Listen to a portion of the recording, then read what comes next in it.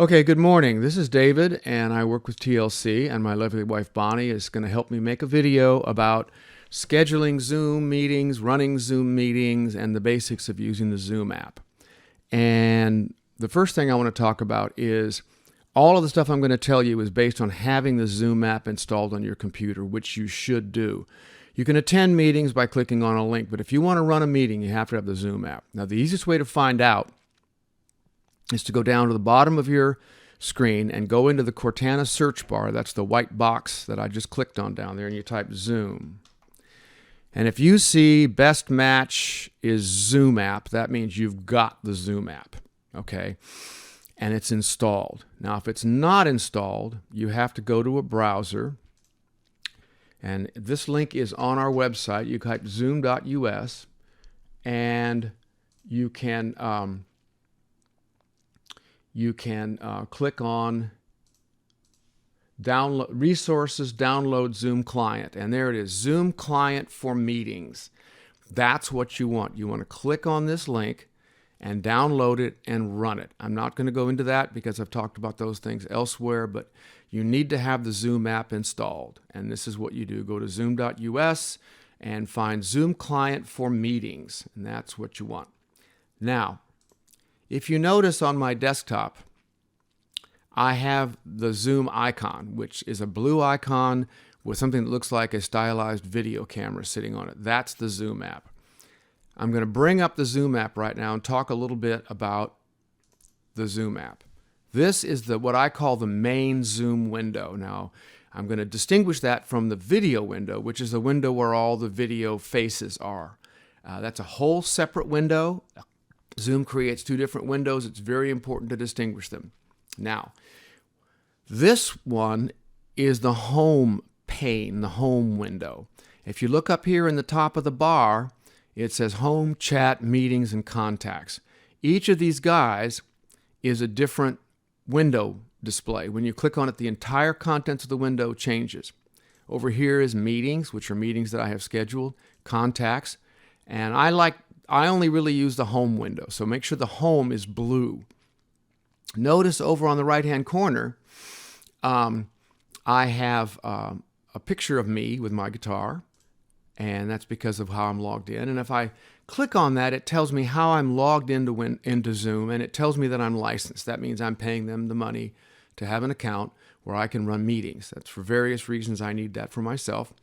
And it says what email I'm using because, you have to be sure sometimes when you've set up a Zoom account, which Zoom account you're using. Make sure you're logged in correctly. Then the other big deal, and we've talked about this elsewhere, is this gear. The gear commonly means settings or configuration. And I'm going to click on that, and now I get a window that talks about all kinds of things about Zoom. The two biggies are the video window, which shows my camera, and right now it's not showing the camera because I'm actually recording with that camera. So I don't know how well this is going to work in the meeting, but I'm going to try. Then the audio, it's showing what audio is available. And right now I've got it set to this desktop microphone, but if you have multiple audios, it will let you choose which one you're using. And so this is how you do things. So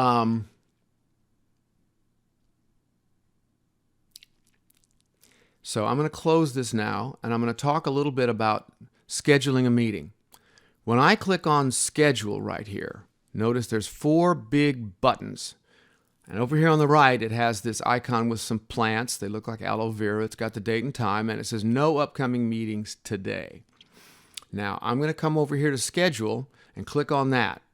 And I'm going to say David and Bonnie is the name of the meeting. And I'm going to say, right now it's 8:50, so I'm going to schedule this guy for 9 a.m. and I'm going to say that it lasts an hour. And then, very importantly, you got a lot of things to check here. There's a passcode which you can set. You can choose whether you want a waiting room or not. Waiting room means everybody coming into the meeting goes into a holding cell, a holding room, that they cannot join the meeting until the meeting host says so. I don't usually use that, so you're not going to see that today. And then the video, I can choose, does the host video come on right away? Our participants video's on. I'm going to set that on. Audio, it should be computer audio, which it usually is set. And then very importantly, calendar. Now, because I'm using a Gmail account as my login account, the Google Calendar is what I want. I want it to put it on the Google Calendar associated with my Gmail account. And then I say save, and watch what happens. It brings up a browser. And in the browser, this is my browser asking me for my master password for all of my passwords. And I've got a whole bunch of ways to log in to Google, but I'm going to choose the one that matches the Zoom account that I'm using right now. And I click Next, and then I enter my password. And now here, Google is saying, are you sure? Because Zoom is wanting to use your calendar. Is that okay? And I say, yes, I want to allow that. Now, this down here in the gray box is the text that is going to be sent to all of your users. You can actually edit that. And I'm going to edit this to say, Bonnie, join my meeting. And it has a link, and it has a meeting ID and a passcode. Now, how do I invite people? Okay, well, what I do is I come over here, and I click to add guests, and I say Bonnie there it is, Bonnie at TLC Services. And now over here, there's two guests. I'm the organizer, and there's Bonnie at TLC Services. And I have edited the meeting text, and so I say save. And it says, would you like to send invitations? Would you like the Google Calendar system itself to send the invitations? You don't have to do that. You can just take the copy of this information out of here. I'm going to say back to editing and show you that you can copy this information right here, and just hit Control-C, and you can go to another mail app, and you can simply dump that in there and send it to whoever the hell you like. Not a problem. Or you can use the built-in method. And I'm going to use the built-in method right now, say send. Now, notice it brought up my calendar, and it says today, Saturday the 17th, there's a meeting at 9 a.m. between me and Bonnie. Now I'm done. It has sent the email. I am all good to go here. So I'm going to close this. And at this point, what I'm going to do is show you that right here, underneath the calendar, it says David and Bonnie, and it says from 9 a.m. to 10 a.m. starts in 6 minutes, has the meeting ID, and I can click start. So what I'm going to do now is I'm going to go ahead and click start. Unfortunately, because of the way my recording system works, you probably won't see my face in the video window because the camera will not be available. And we're going to go ahead and try this and see what happens. I'm going to click start, and then right. Join using audio. Hold on, there's something happened here I don't like. So I'm going to go to the window, and there it is. I'm going to say start video. And it's got a black screen because another device is using my camera. Now I want Bonnie to go in the other room and start her process, which is to join the meeting. Notice, forget about the fact that this is all black right now. This is the Zoom video window. This is where the talking heads are going to be. And in the corner, it says who I am. I'm David Hovell. But when I stop moving the mouse, the toolbar goes away. When I want the toolbar at the bottom of the window to come back, I move the mouse. And here I can choose my audio. I can choose my video if I have multiple video cameras. And the biggie over here is, there's two of them. One of them is called Participants, and the other is called Share Screen. Oops, Bonnie's coming in. I'm going to click on Participants and show you that this puts a pane, a white box over on the right, and that white box says who's in the meeting. And it'll say everybody's in the meeting, and it'll tell you whether their audio is muted or their video is off or whatever's going on. Bonnie's audio is muted, so she unmuted. Can you hear me, Bonnie? Yes. Can you hear me? Yep, I can hear you. Okay. So now you just got muted again. Say something. I'm not muted now. Okay, good. Somehow she muted. Now, I'm going to briefly demonstrate sharing a screen. I'm going to come over here, minimize the Zoom window, and I'm going to make this whole Zoom video window smaller, and I'm going to bring up PowerPoint just as an example.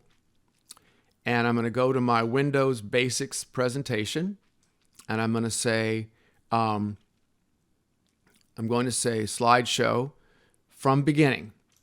And nothing's showing now, David. I know I don't have a camera. Okay. Okay. So just a minute. I Alt Tab back to my Zoom video window, and I move around in the Zoom video window, and I say share screen. And now I'm picking the screen that I want to show, which is the PowerPoint slideshow.